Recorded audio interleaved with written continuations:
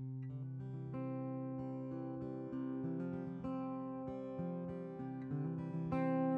grew up outside of New York City, Rockland County, New York, and it was phenomenal. Suburb, anywhere USA. We had tons of woods behind us. I'm one of 5 kids. There's always somebody around. It was, what's the word, idyllic. It was wonderful, peaceful at times. When the siblings got into it, as I said, I was one of 5. I was in the middle.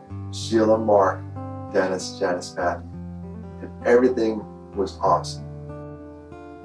And in my junior year, I got a phone call that rocked my world. They told me I needed to come home. Mark died in a car accident. But what they couldn't tell me was, and they didn't want to tell me, was Mark died in a car, but it was no accident. You see, the car never left the driveway. Mark died by suicide. And they didn't know how to tell me, didn't want to tell me. No one knows how to deal with it. And I don't want to tell anyone what happened. I just want to mask the pain. And I did a pretty good job of it. As good as I was doing, drinking, I wasn't the only one reacting that way. And 11 years after I lost Mark, the phone rang again. Now I'm married and live in Carlisle, Pennsylvania.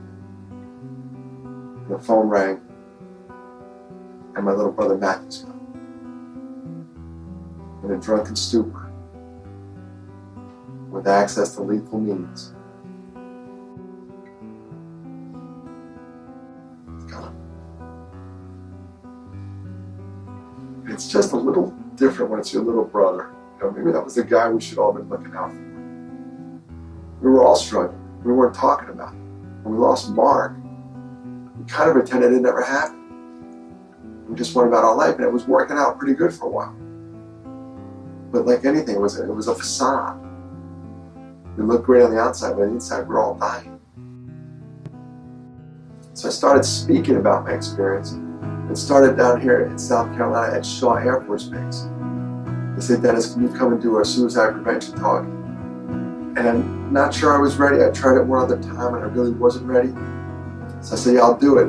They said you can do 6 sessions. And that's fine because the first session was really early in the morning. Only 3 people showed up. And I started connecting with the audience to the point where when I walked off the stage after the 6th session, I just felt like I need to do this. I need to do more of these. And it's in a weird way, I'm honoring Mark and Matt. I'm taking that pain and turning it into something called, like they would call it, redemptive help. And out of that audience, I think I found my one. I got a letter after that talk to go up on stage and pour my heart out.